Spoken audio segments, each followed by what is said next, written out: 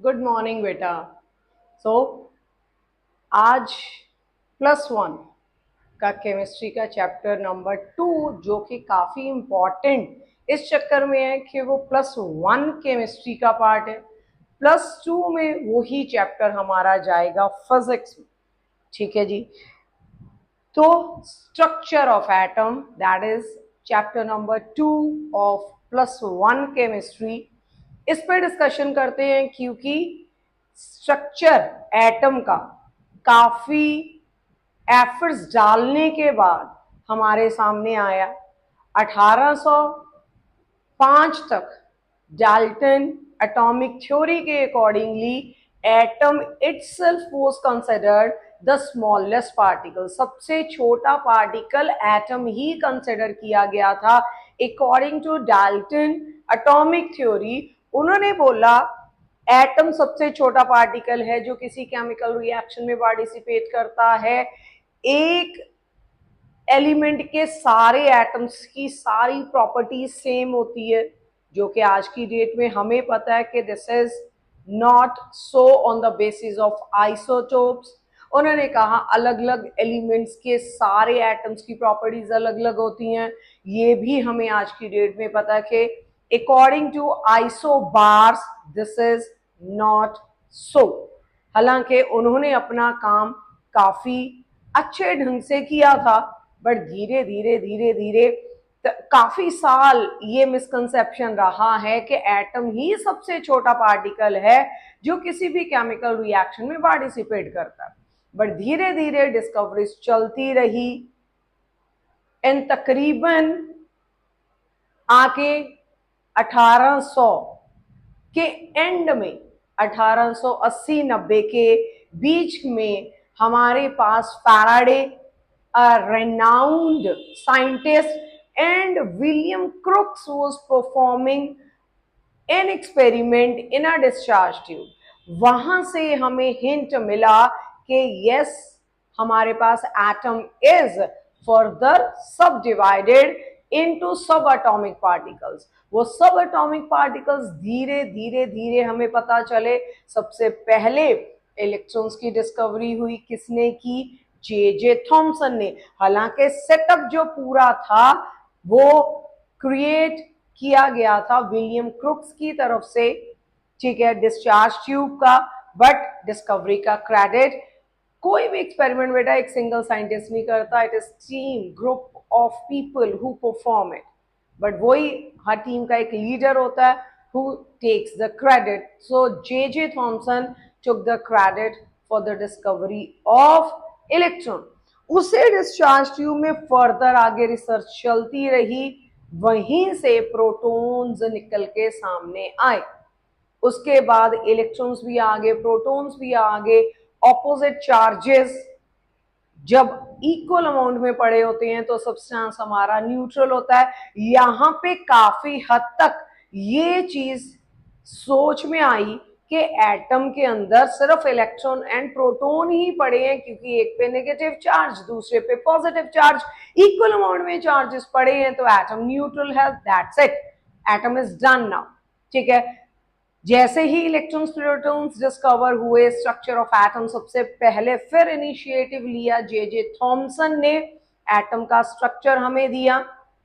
ठीक है, अपनी तरफ से उन्होंने बेहतरीन स्ट्रक्चर दिया। बट समय के साथ जब एक्सपेरिमेंट कर रहे थे रदरफोर्ड अल्फा स्कैटरिंग एक्सपेरिमेंट से पता चला नहीं, वो जो स्ट्रक्चर एटम का हमें जे थॉमसन ने दिया था वो सही नहीं है। ठीक है, रदरफोर्ड स्कैटरिंग एक्सपेरिमेंट में निकल के आया कि पूरे एटम में एक छोटी सी जगह है जहां पे पूरा पॉजिटिव चार्ज कंसंट्रेटेड पड़ा होता है, and the credit for the discovery of nucleus goes to Rutherford. ठीक है, उन्होंने इस चीज की प्रोडिक्शन भी कर दी कि न्यूक्लियस के अंदर positive charge that is protons अकेले नहीं पड़े हैं, प्रोटॉन्स के साथ साथ वहां पे कुछ अनडिस्कवर्ड पार्टिकल्स, कुछ न्यूट्रल पार्टिकल्स जिनका मास तकरीबन प्रोटॉन्स के मास के बराबर है, दोज आर न्यूट्रॉन्स, वो भी पड़े हुए हैं।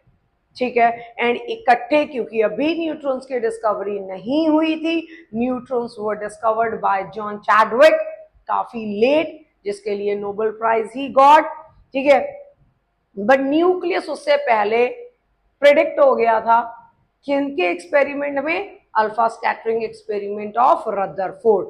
तो कैसे कैसे कौन कौन हमारे सामने निकल के आया, इलेक्ट्रॉन्स किसने दिए, प्रोटॉन कैसे आए, न्यूट्रॉन्स कैसे डिस्कवर हुए, एटम का स्ट्रक्चर सबसे पहले किसने दिया, फर्दर किसने दिया, रदरफोर्ड आए, फिर बोहर आए, कैसे कैसे मॉडिफिकेशंस आती गई, उसकी डिस्कशन है इस चैप्टर के अंदर। काफी इंपॉर्टेंट चैप्टर है, हालांकि जो पार्ट आज हम करेंगे वो बेसिक्स हैं। So let's first start with the discovery of electrons, that is cathode rays. Cathode rays क्या है देखते हैं। So the name of the chapter is structure of atom. Structure of atom में एटम सबसे पहले बेटा डाल्टन ने बोला, उन्होंने बताया हमें कि एटम सबसे छोटा पार्टिकल है, बट आज की डेट में हमें पता है कि एटम के अंदर इलेक्ट्रॉन्स पड़े हैं विच कैरीज द नेगेटिव चार्ज, इसके अंदर प्रोटॉन्स पड़े हैं विच carries the positive charge, and neutrons पड़े हैं विच आर न्यूट्रल पार्टिकल्स। पहले ये जानते हैं कि इन सभी की डिस्कवरी का क्रेडिट किस किस को गया, इलेक्ट्रॉन्स किसने डिस्कवर किए। Electrons they were discovered by J Thomson, ठीक है जी। Protons were discovered by E Goldstein, and finally after a long wait was discovered by neutron by John Chadwick, ठीक है। तो ये हमारे सारे पार्टिकल्स इलेक्ट्रॉन प्रोटॉन न्यूट्रॉन, सबसे पहले इलेक्ट्रॉन्स डिस्कवर हुए उसी डिस्चार्ज ट्यूब के अंदर जिसके अंदर इलेक्ट्रॉन्स की डिस्कवरी हुई, उसी ट्यूब के अंदर हमारे पास प्रोटॉन्स डिस्कवर हुए। Then John Chadwick he discovered neutrons, ठीक है। अब बेटा हमारे पास यहाँ पे इन एडिशन के इलेक्ट्रॉन पे नेगेटिव चार्ज होता है, कितना चार्ज एक इलेक्ट्रॉन पे होता है, हालांकि डिस्कवरी के बाद आया चार्ज हमारे पास किस साइंटिस्ट ने निकाल के दिया हमें इलेक्ट्रॉन का, while performing an experiment Millikan gave this, Millikan oil drop experiment में हमारे पास इलेक्ट्रॉन का चार्ज निकल के सामने आया, कितना, that is 1.6 into 10 raise to the power -19 coulomb, ठीक है। चार्ज आ गया, उससे पहले हमें मास नहीं पता था इलेक्ट्रॉन का, उससे पहले हमें पता था charge to mass ratio electron की, ठीक है, which was about 1.75 into 10 raise to the power 11। Charge के यूनिट्स बेटा कूलम, मास के यूनिट्स केजी, कूलम पर केजी। ये चार्ज टू मास रेशियो जब इलेक्ट्रॉन की डिस्कवरी हुई in the form of cathode rays, तब हमारे पास चार्ज टू मास रेशियो निकाली गई थी, दैट वाज दिस। तो इन दोनों को यूज करके हमारे पास चार्ज को यहाँ पे सब्स्टिट्यूट करोगे, हमारे पास इलेक्ट्रॉन का मास आया which came out to be 9.1 into 10 raise to the power -31 kgs, discovered by J Thomson. Millikan oil drop experiment में चार्ज निकल के सामने आया 1.6 into 10 raise to the power -19 coulomb. Charge to mass ratio आ गई थी, वहां से मास निकल के सामने आया इलेक्ट्रॉन का, ठीक है। जो चीजें याद करने वाली हैं वो पहले आपके पास बोर्ड पे आएंगी। अगली चीज प्रोटॉन, प्रोटॉन की डिस्कवरी ई गोल्डस्टीन ने की बेटा। जितना इलेक्ट्रॉन पे नेगेटिव चार्ज रहता है उतना ही प्रोटॉन पे पॉजिटिव चार्ज रहता है, that is same 1.6 into 10 raise to the power -19 coulomb, ठीक है, only the difference is electron carries the negative charge, proton carries the positive charge. J Thomson discovered electron, Ego Austin discovered the protons in the same discharge tube. Discuss करते हैं discharge tube है क्या, पहले कुछ चीजें याद करने वाली माइंड में रखें. फिर बेटा इसकी चार्ज टू मास रेशियो के बाद हमारे पास निकल के आया जो चीजें इंपॉर्टेंट है, that is mass of your proton which was about 1.62 into 10 raised to the power minus 27 kgs.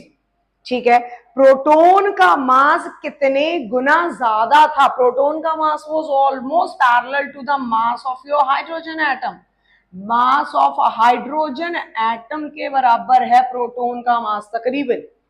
ठीक है, कितने गुना ज्यादा है, how many times mass of proton, mass of proton कितना ज्यादा है मास ऑफ इलेक्ट्रॉन से, इट इज 1837 टाइम्स. कितना ज्यादा है, 1837 टाइम्स हमारा प्रोटॉन का mass as compare to that of electron is more. ठीक है, कितना मास है हमारे प्रोटॉन का, almost about the mass of hydrogen atom. ठीक है, then let's talk about neutron. Neutrons पे कोई भी चार्ज प्रेजेंट नहीं है, न्यूट्रल बॉडी है, जॉन चैडविक ने डिस्कवर किए न्यूट्रॉन्स. एंड मास हमारे पास न्यूट्रॉन का is almost same as the mass of proton, that is about 1.6 into 10 raised to the power minus 27 kg. ठीक है, चार्ज प्रेजेंट नहीं होता, न्यूट्रल बॉडी है हमारे पास न्यूट्रॉन, बट मास प्रोटॉन के मास के बराबर रहता है न्यूट्रॉन का. तो ये हमारे इलेक्ट्रॉन प्रोटॉन न्यूट्रॉन्स के बारे में डिस्कशन हुई, किसने डिस्कवर किए, कितना चार्ज कितना मास, क्योंकि ये हमें पता होना जरूरी है. अगर आपसे कोई पूछे कि आपके पास फंडामेंटल सबसे छोटा चार्ज पार्टिकल कौन सा है, fundamental particle which carries the charge, जिससे छोटा चार्ज अभी तक हमें नहीं पता, दो discoveries are yet on. Time के साथ बहुत कुछ निकल के सामने आएगा. तो फंडामेंटल चार्ज पार्टिकल, जहां कहीं पे भी आप यूनिट पॉजिटिव चार्ज वर्ड डालते हो ना, तो सबसे छोटा चार्ज जो आप यहाँ पे लेते हो, that is charge present on an electron and a proton, that is 1.6 into 10 raised to the power minus 19 coulomb. इसको हम फंडामेंटल चार्ज बोलते हैं. इलेक्ट्रॉन भी एक फंडामेंटल पार्टिकल है, प्रोटॉन भी एक फंडामेंटल पार्टिकल है. ठीक है, ऐसा नहीं है कि प्रोटॉन का मास या इलेक्ट्रॉन का मास एलिमेंट चेंज होने से चेंज होता है, नहीं, हर एलिमेंट के हर एटम के अंदर गिनती बदलती है इलेक्ट्रॉन प्रोटॉन्स की, but mass stage the same. For electron it's 9.1 into 10 raised to the power minus 31 kg. For proton and neutron it's almost the same, that is 1.62 into 10 raised to the power minus 27 kg. एक proton का मास electron के mass से काफी ज्यादा है, कितने गुना, 1837 the mass of electron. ठीक है बेटा, तो ये बेसिक्स पता चले हमें. उसके बाद डिस्कस करते हैं कि कैथोड रेज क्या है, what are cathode rays. Cathode rays हमें पता है कि हमारे पास दो इलेक्ट्रोड्स होते हैं, anode and cathode. Cathode always carries the कौन सा charge, cathode always carries the negative charge. तो ऐसी रेज जो नेगेटिव इलेक्ट्रोड में से बाहर निकल रही हैं, उनको कैथोड रेज बोला जाता है. डिस्चार्ज ट्यूब क्या है, डिस्चार्ज ट्यूब है एक ग्लास की बनी हुई ऐसी ट्यूब जिसकी लंबाई तकरीबन 60 सेंटीमीटर, जो विलियम क्रुक्स ने यूज की थी उसकी बात हो रही है. अगर लेंथ की बात करोगे अबाउट 60 सेंटीमीटर. ठीक है, डिस्चार्ज ट्यूब पे लगा होता है एक वैक्यूम पंप. ठीक है, सपोज यहां पे लगा हुआ है हमारे पास एक vacuum pump. What is vacuum pump, vacuum pump use होता है बेटा क्या देखने के लिए, प्रेशर चेंज करने के लिए. जो आप अंदर गैस लोगे कोई सी भी, उसका वैक्यूम पंप क्या एडजस्ट करता है? प्रेशर, क्योंकि जो हमें गैस इसके अंदर लेनी है उसका प्रेशर हमें काफी लो रखना है। कितना? 0.01, यानी कि इसको अगर इस फॉर्मेट में लिखें तो that will be pretty better. 10⁻³ mm of mercury, ठीक है, for electron, and 10⁻⁻mm of mercury जब प्रोटॉन्स की डिस्कवरी हुई थी। मतलब प्रेशर काफी लो आपको रखना है प्रोटॉन्स की डिस्कवरी के time 0.01 mm of mercury, and electrons के लिए 0.001 mm ऑफ मर्करी। एंड इस डिस्चार्ज ट्यूब में जो आप पोटेंशियल अप्लाई करोगे वो काफी हाई रखोगे। जो बैटरी एक्सटर्नल प्रेशर अप्लाई कर पोटेंशियल अप्लाई करोगे बेटा, potential will be quite high. कितना? तकरीबन 10,000 वोल्ट, काफी हाई पोटेंशियल अप्लाई करोगे। हाँ, एक चीज ये भी ऑब्जर्व की साइंटिस्ट ने कि लो प्रेशर पे एंड हाई पोटेंशियल पे हमारी जो गैसेस है ना, दे स्टार्ट कंडक्टिंग इलेक्ट्रिसिटी। क्यों? क्योंकि आयोनाइज हो जाती हैं वो, उनके अंदर आयंस बिल्डअप हो जाते हैं गैसेस के अंदर। कोई सा भी एटम है, for example you are having hydrogen, ठीक है, जब high potential low pressure apply होता है तो इसके आउटरमोस्ट शेल का इलेक्ट्रॉन बाहर निकलेगा। तो हाइड्रोजन के पास जो इकलौता इलेक्ट्रॉन है वो भी अगर बाहर निकल गया, it will acquire the positive charge. Electron अलग घूमेगा इस ट्यूब के अंदर, प्रोटॉन यानी कि H पॉजिटिव आयंस अलग घूमेंगे, that is what we call ionization. कोई सा भी गैस लोगे, लो प्रेशर हाई पोटेंशियल पे उसकी आयोनाइजेशन हो जाती है। आयोनाइजेशन मींस आयंस की फॉर्मेशन हो जाती है। When the ions they move they conduct electricity, ठीक है। तो लो प्रेशर हाई वोल्टेज पे gases they got ionised and they start conducting electricity. ये चीज होगी, प्रेशर लो रखना है, लेंथ है इसकी। फिर इसके अंदर लगा हुआ बेटा वैक्यूम पंप। वैक्यूम पंप का क्या काम है? That changes the pressure of the gas you have taken inside, ठीक है। अब इसको पहले पूरा करते हैं डायग्राम को कि हमारा डिस्चार्ज ट्यूब, लंबाई आपको बता दी गई है जो विलियम क्रुक्स ने यूज किया था, that was about 60 centimetre. We are having a vacuum pump over here. Vacuum pump adjusts the pressure of the gas taken inside. Then is suppose इस साइड में मेरा लगा हुआ है cathode carries what charge? Cathode carries the negative charge, ठीक है। Metal की plate होती है बेटा ये, ठीक है। दूसरी साइड में मेरे पास है anode carries what charge? It carries the positive charge, ठीक है। अब इसको हमने कनेक्ट कर दिया हाई पोटेंशियल के साथ। If it carries the negative charge, इधर लो पोटेंशियल, तो ऐसे आप इसको कनेक्ट करोगे। कितना पोटेंशियल?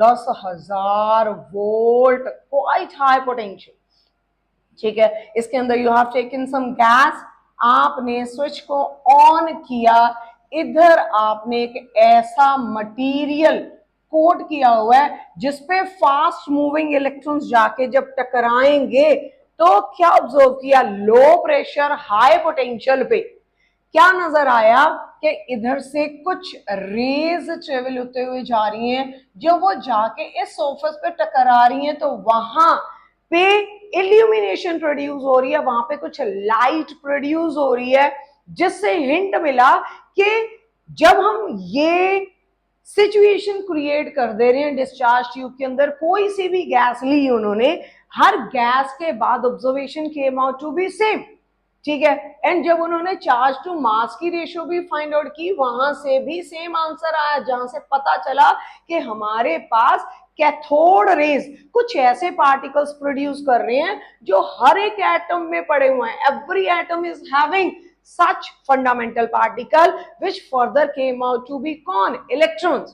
क्यों electrons ही क्यों? How we come to know that electrons they carry the negative charge, as they were originating from the negatively charged plate and moving towards the positive plate, opposite charges they attract each other। वहां से hint मिला हमें कि जो हमारी cathode rays हैं, क्योंकि they were their origin was cathode, they were travelling from cathode side to anode side. क्यों इधर से इधर ही, क्यों? क्योंकि एनोड के बैक साइड पे जब वो जाके when they were striking they were producing some illumination at the back side of anode. Further इसको और डिटेल में करना है तो इसके अंदर परफोरेशंस होते, छेद थे बेटा एनोड की प्लेट में, ताकि मैक्सिमम पार्टिकल्स यहां से जाके इन परफोरेशंस में से निकल के स्ट्राइक करें एनोड वाली साइड पे, एंड जिससे निकल के सामने कौन आया हमारे पास, cathode rays discovered as electrons. They were carrying the negative charge. अलग अलग गैसेस के साथ अलग अलग प्रेशर्स पे एक्सपेरिमेंट्स कंडक्ट हुए, but charge to mass ratio हर बार सेम आई, 1.75 into 10 raise to the power 11 coulomb पर केजी, जिससे पता चला इलेक्ट्रॉन जो है हर एटम में पड़ा हुआ, it is a fundamental particle. ठीक है, अब फिर उसकी प्रॉपर्टीज पे डिस्कशन करें। आपको डिस्चार्ज ट्यूब का लेआउट दे दिया गया, पोटेंशियल बता दिया गया, प्रेशर बता दिया गया कि कितना हमने अप्लाई किया, कैथोड रेज डिस्कवर होगी। फिर उसकी कुछ प्रॉपर्टीज जो डिस्कस की, properties of cathode raise. Properties बेटा, सबसे पहली प्रॉपर्टी, इन कैथोड रेज के रास्ते में उन्होंने बड़े हल्के फुल्के से कुछ पैडल्स रख दिए, बहुत हल्के। ठीक है, इन पैडल्स पे जाके जब ये कैथोड रे स्ट्राइक हो रही थी तो ये पैडल दे वर रोटेटिंग, वो रोटेट हो रहे थे। ठीक है, इफ दे वर रोटेटिंग इसका मतलब हमारी कैथोड रेज का मैकेनिकल बिहेवियर है। मैकेनिकल बिहेवियर मींस इनके अंदर काइनेटिक एनर्जी थी, तभी वो जाके पार्टिकल्स जब स्ट्राइक कर रहे थे तो they were making these very fine हल्के फुल्के पैडल्स टू रोटेट। ठीक है, they were having mechanical behaviour. Mechanical behaviour मतलब इनके पास काइनेटिक एनर्जी थी, पहली प्रॉपर्टी। दूसरी प्रॉपर्टी बेटा, दूसरी प्रॉपर्टी निकल के आई कि ये जो कैथोड रेज हैं they travel in a straight, they travel in a straight path. ये कैसे पता चला? इसके रास्ते में कुछ भी रुकावट रखी, जब ये रेस जा रही थी तो उस रुकावट की शेडो एक्सट्रीम उसके बैक साइड पे फॉर्म हो रही थी। अब मेरे पे सामने से अगर लाइट आके स्ट्रेट पड़ रही है तो मेरी शेडो बिल्कुल मेरे बैक साइड पे बनेगी, डिपेंडिंग अपॉन कि जो लाइट है उसका डायरेक्शन क्या है, शेडो की फॉर्मेशन होती है। जो हमारी रेज ट्रेवल होके आ रही हैं, अगर they are following the straight path तो रास्ते में जो भी रुकावट रखोगे तो उसकी शेडो एक्सट्रीम उसके बैक साइड पे बनेगी, means they were following the straight path while they were travelling. ठीक है, मैकेनिकल बिहेवियर था। फिर उन्होंने क्या किया बेटा, इस डिस्चार्ज ट्यूब के अक्रॉस उन्होंने इलेक्ट्रिक फील्ड अप्लाई किया। फॉर एग्जाम्पल ये आपकी ट्यूब है, इस ट्यूब के ऊपर उन्होंने पॉजिटिव प्लेट रखी, नीचे उन्होंने नेगेटिव प्लेट रखी। ठीक है, अब हमारे पास इलेक्ट्रिक फील्ड मतलब चार्जेस की वजह से क्रिएट हुआ एक ऐसा एरिया जहां पे हमारे पास electric field lines positive charge से नेगेटिव चार्ज की तरफ ट्रेवल करती हैं। चलो इतना डिटेल में अभी मत जाओ। इलेक्ट्रिक फील्ड अप्लाई किया एंड ऑब्जर्व किया कि हमारी कैथोड रेज सीधा जाने के बजाय किधर डेविएट, उनका path was getting disturbed, the raise were deviating towards the positive plate of electric field. Opposite charges they attract each other. इसका मतलब हमारी कैथोड रेज पे कौन सा चार्ज प्रेजेंट है, इलेक्ट्रिक फील्ड के अंदर they were changing their path। तो तीसरी प्रॉपर्टी, उनका पाथ चेंज हो रहा था on applying what? On applying electric field. They were changing their path from towards the positive plate। ठीक है, they were changing their path towards the positive plate। सीधा ना जाते हुए उनका डायरेक्शन पॉजिटिव प्लेट की तरफ डेविएट हो रहा था। सेम थिंग ऑब्जर्व की जब उन्होंने पाथ में चेंजेस फिर से ऑब्जर्व किए, जब उन्होंने इन रेडिएशंस को मैग्नेटिक फील्ड में से पास करवाया। मैग्नेटिक फील्ड में से, if this is the north pole of the magnet, this is the south pole of the magnet, north pole behaves much like the positive charge and south pole behaves much like the negative charge. जब magnetic field apply करवाया तब भी ये raise किधर deviate होके गई, इनका रास्ता किधर बदला, they got change their path towards the north pole of the magnet. ठीक है जी। So straight path, mechanical behaviour, charges present थे ये भी पता चल गया ऑब्वियसली। क्यों? क्योंकि जब electric and magnetic field apply किया, they were changing their path, obviously they will change their path if they are carrying some charge.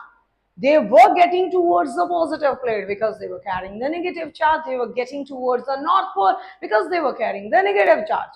ठीक है, इनका कुछ मास था, वो भी कहां से पता चला, मैग्नेट जो हमारा मैकेनिकल बिहेवियर है, क्योंकि कोई मास बॉडी आके टकराएगी बेटा तभी किसी हल्की फुल्की चीज को वो रोटेट होने पे मजबूर करेगी, मास भी था।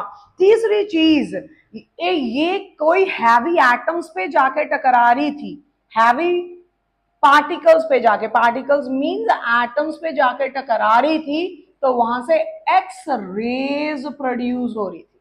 ठीक है, तो ये कुछ प्रॉपर्टीज कैथोड रेज की निकल के हमारे सामने आई, यहां से मजबूर हुआ हर साइंटिस्ट फर्दर रिसर्च से, डिस्कवरी से पता चला कि ये इलेक्ट्रॉन्स है। कैथोड रेज में कौन है? कैथोड रेज में इलेक्ट्रॉन्स हैं। Electrons are fundamental particles. क्यों? क्योंकि गैसेस चेंज करने पे भी charge to mass ratio same ही रही, चेंज नहीं हुई, जिससे और पता चला कि हर एटम के अंदर ये पार्टिकल पड़ा हुआ है, दैट इज इलेक्ट्रॉन। ठीक है, सो डिस्चार्ज ट्यूब के अंदर इनकी डिस्कवरी हुई। सेम ही डिस्चार्ज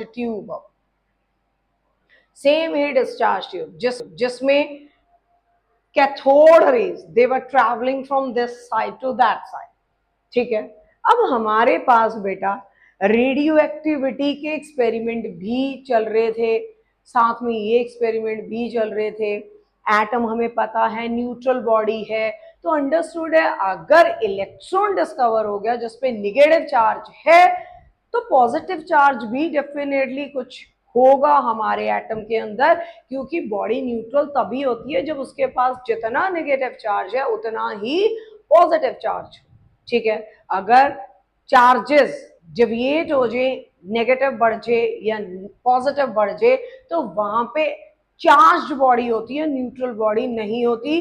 क्योंकि ये चीज तो काफी पहले बोल दी गई थी कि एटम एक न्यूट्रल पार्टिकल है, हालांकि उसके सब एटॉमिक पार्टिकल्स के बारे में कोई डिस्कशन अभी नहीं हुई थी, वो यहां से शुरू हुई सेम डिस्चार्ज ट्यूब में। अब क्या ऑब्जर्व किया गया हमारे पास?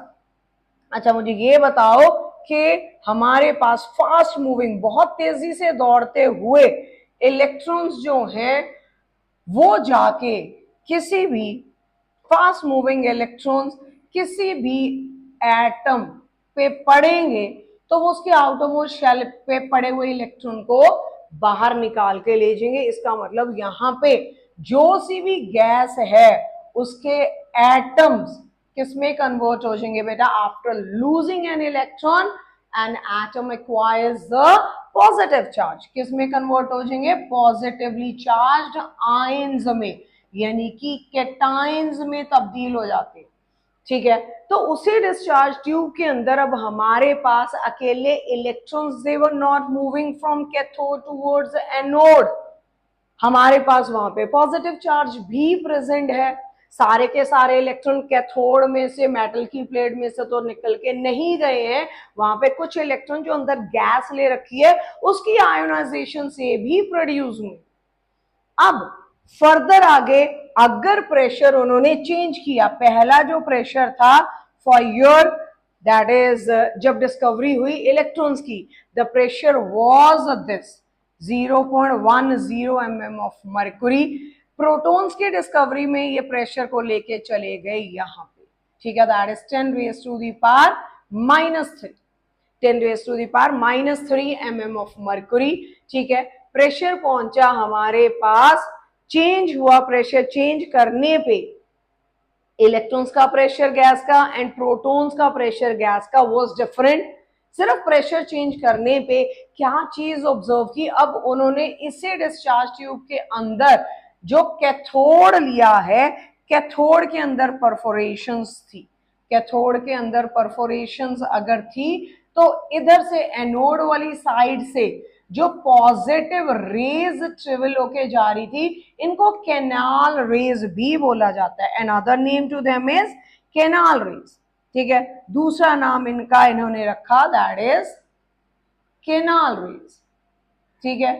दे were travelling from anode side to cathode side. इसके बैक साइड पे जाके जब ये स्ट्राइक हो रही थी तो वहां पे भी एलिमिनेशन प्रोड्यूस हो रही थी, बस प्रेशर चेंज किया, दोनों चीजें डिस्कवर हुई अलग अलग प्रेशर पे, ठीक है। सो हमारे पास canal rays which in which positively charged ions they were moving, अलग अलग गैसेस के लिए चार्ज अलग होगा, हीलियम के लिए अलग होगा, कोई सी भी गैस लोगे अलग होगा, बट फाइनली हमारे पास जब हाइड्रोजन गैस ली गई उस डिस्चार्ज ट्यूब के अंदर, हाइड्रोजन के पास एक प्रोटॉन होता है बेटा, एक इलेक्ट्रॉन होता है। अगर हाइड्रोजन में से आउटरमोस्ट शेल का इलेक्ट्रॉन निकाल दिया जाए तो इसके पास सिर्फ और सिर्फ प्रोटॉन बचता है। तो हमारे पास जब हाइड्रोजन गैस ली गई तो हमारे पास चार्ज टू मास रेशियो की वैल्यू सबसे बड़ी आई। अलग अलग टाइम पे उन्होंने charge to mass ratio find out किया। अब हाइड्रोजन का मास कम है तो चार्ज टू मास रेशियो की वैल्यू मैक्सिमम, मतलब सबसे बड़ी कब आई, जब उन्होंने इस डिस्चार्ज ट्यूब के अंदर कौन सी गैस ली, हाइड्रोजन गैस। इससे बड़ी जब मैक्सिमम वैल्यू उनके सामने आई तो फर्दर रिसर्चेस से पता चला कि जो पार्टिकल्स इधर से इधर मूव होके जा रहे थे हाइड्रोजन गैस के लिए, they were typically protons. Protons का चार्ज सेम है as that of electrons. Mass electron के मास से कितना ज्यादा है, 1837 times more than that of electron. Heavy particles हैं हमारे पास, उनको ट्रेवल होने के लिए ज्यादा एनर्जी चाहिए, मतलब उनके पास kinetic energy same as electrons थी, जैसे कि इलेक्ट्रॉन के पास काइनेटिक एनर्जी, बट हल्की फुल्की चीजें ज्यादा तेज दौड़ती हैं। प्रोटॉन का mass as compare to that of electron काफी ज्यादा था, तो काइनेटिक एनर्जी प्रोटॉन्स के पास भी है just as electron. They are having mechanical behaviour, they also cast shadow, ठीक है। तो प्रॉपर्टीज अगर कैनाल रेज की या आप प्रोटॉन्स की स्टडी करोगे तकरीबन तकरीबन सेम आ रही है, बट प्रोटॉन्स का mass as compare to that of electrons वो प्रीटी हाई, ठीक है। यहाँ पे electron and proton same discharge tube में सिर्फ प्रेशर चेंज करके डिस्कवर हुए। प्रोटॉन्स प्रैक्टिकली किस गैस को यूज करके आपको नजर आएंगे, हाइड्रोजन, क्योंकि हाइड्रोजन एक ऐसा एटम है जिसके पास एक इलेक्ट्रॉन एक प्रोटॉन, आयोनाइजेशन के बाद सिर्फ प्रोटॉन बचेगा उसके पास, तो प्रोटॉन का टिपिकल मास हमें हाइड्रोजन गैस ने दिया। बाकी अलग अलग गैसेस के साथ हमारे पास कैनाल रेस के लिए चार्ज टू मास रेशियो अलग अलग से आई, ठीक है। तो यहां तक हमारे पास अलग अलग आई, मतलब फाइनली हमें प्रोटॉन के बारे में किसने बताया कि ये भी एक फंडामेंटल पार्टिकल ही है, बट पढ़ा कहां पे है, इलेक्ट्रॉन कहां पे पड़े हैं, इस चीज के बारे में कुछ पता नहीं था। इलेक्ट्रॉन्स की डिस्कवरी हो गई, प्रोटॉन्स की डिस्कवरी होगी। अब टारगेट किस चीज का था, एटम का स्ट्रक्चर। सबसे पहला स्ट्रक्चर हमें जे थॉमसन ने ही दिया। J Thomson was the first who gave us the first structure of an atom, जो कि हालांकि हमें पता है कि वो completely it was wrong, but उस टाइम ही was very much appreciated for his structure. उन्होंने क्या कहा, तकरीबन एटम का साइज तो पता लग ही गया था, कितना साइज होता है एटम का, that is about 10 raise to the power -10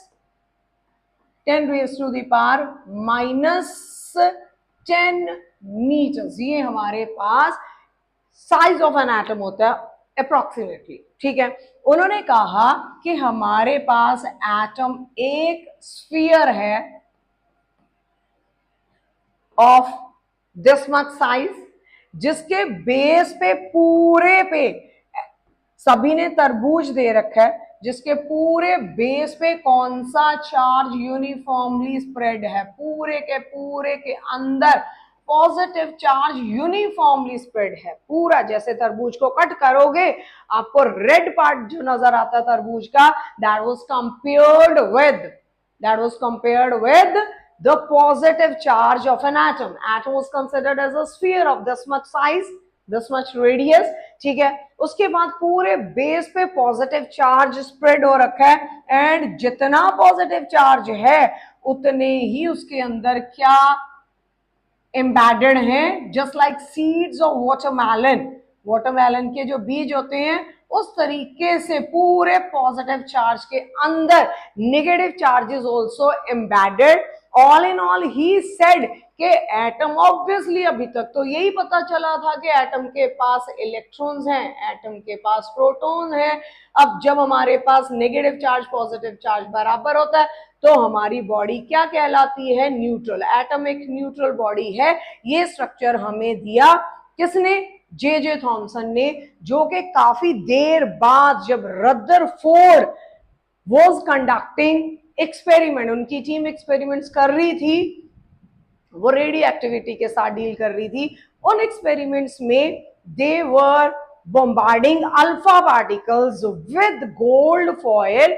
तो वहां से उन्होंने देखा कि अल्फा पार्टिकल्स बिना रास्ता बदले सीधे गोल्ड फॉयल में से निकल के जा रहे थे। वहां से कुछ हिंट मिला उनकी टीम को, and they start conducting experiment in a serious वे। तो ये एक्सपेरिमेंट काफी चर्चित रहा, काफी फेमस रहा, काफी क्रेडिट मिला इसे। बट समय के साथ जैसे ही हमारे पास रदरफोर्ड का अल्फा स्कैटरिंग एक्सपेरिमेंट आया, रदरफोर्ड्स अल्फा स्कैटरिंग एक्सपेरिमेंट, जैसे ही बेटा ये सामने आया तो जे थॉमसन के स्ट्रक्चर को फेल किया इसने। अब ये एक्सपेरिमेंट क्या था, व्हाट ही डिड वाज, उन्होंने गोल्ड की फॉयल ली, ठीक है। ही टुक अ गोल्ड फॉयल, तकरीबन कितनी मोटी, एक गोल्ड की फॉयल उन्होंने रखी यहाँ पे तकरीबन 100 नैनोमीटर मोटी, तकरीबन ऑलमोस्ट, ठीक है। तकरीबन कितनी मोटी थी, this gold foil was almost 100 nanometre thick, ठीक है। इसके सामने बेटा इन्होंने एक लेड के ब्लॉक के अंदर अल्फा पार्टिकल्स का सोर्स रखा। यहाँ पे एक ब्लॉक रखा उन्होंने, किसका बना हुआ, लेड का ब्लॉक, ठीक है। इस ब्लॉक के अंदर दिस वाज पीबी लेड, इसके अंदर जो स्ट्राइकिंग मटेरियल था दोज वो अल्फा पार्टिकल्स, अल्फा पार्टिकल्स, ठीक है, रखे। अल्फा पार्टिकल को कोरिलेट करें बेटा हीलियम के साथ। अल्फा पार्टिकल्स पे चार्ज अगर बात करें, हीलियम के पास कितने इलेक्ट्रॉन्स होते हैं, 2, तो 2 यूनिट इनके पास चार्ज प्रेजेंट रहता है, चार्ज, ठीक है। And what about mass, what is atomic mass of your helium, that is 4 AMU, ठीक है। तो alpha particles they were quite heavy particles, ठीक है। इन पे चार्ज 2 यूनिट, 2 इलेक्ट्रॉन्स थे इनके पास, एंड हमारे पास मास की बात करें तो 4 AMU अल्फा पार्टिकल्स को लेड के ब्लॉक में एज अ सोर्स रखा। फिर उन्होंने बेटा इसके पूरे आसपास एक स्क्रीन लगाई जिसके अंदर कोटिंग की जिंक सल्फाइड की, ठीक है। एक पूरी स्क्रीन जो पूरा इंसर्कल कर रही थी उसको, ठीक है, पूरे तरीके से इंसर्कल कर रही थी। पहले एक्सपेरिमेंट आधी स्क्रीन के साथ हुआ, फिर पूरे को इंसर्कल कर रही थी, पूरे को, ठीक है। रास्ते में रखी एक स्लिट ताकि एट अ टाइम एक ही पार्टिकल जाके स्ट्राइक हो सके, एंड उन्होंने काफी लंबे समय के साथ, यहाँ पे एक छेद है, एक समय में एक ही पार्टिकल, दिस इज स्लिट, ठीक है, तो रास्ते में रखी, यहां से अल्फा पार्टिकल निकल के जा रहा था, maximum alpha particle, maximum maximum यानी कि 99.9% अल्फा पार्टिकल्स जो थे वो बिना डिविएट हुए, बिना अपना रास्ता बदले गोल्ड की फॉइल में से सीधे निकल के चले गए।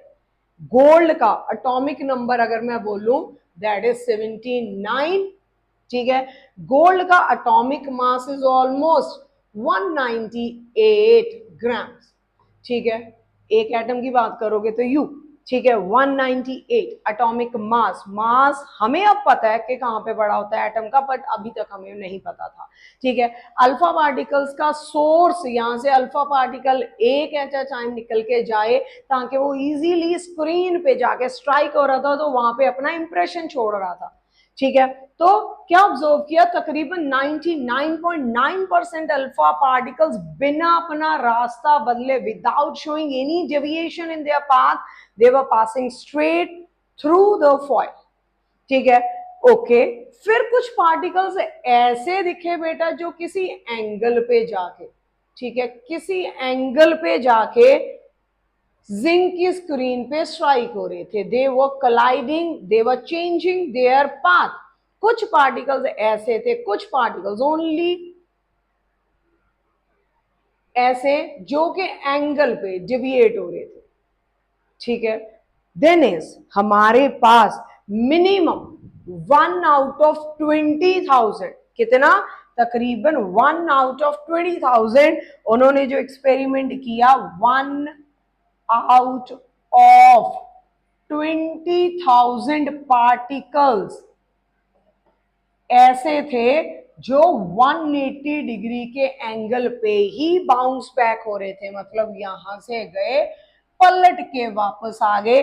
फॉर एग्जाम्पल आज की डेट का एटम हमें पता कैसा होता है, एटम के अंदर ये न्यूक्लियस पड़ा हुआ है, सारे का सारा मास हमारा प्रोटॉन्स एंड न्यूट्रॉन्स न्यूक्लियस के अंदर पड़े, आज हमें पता है।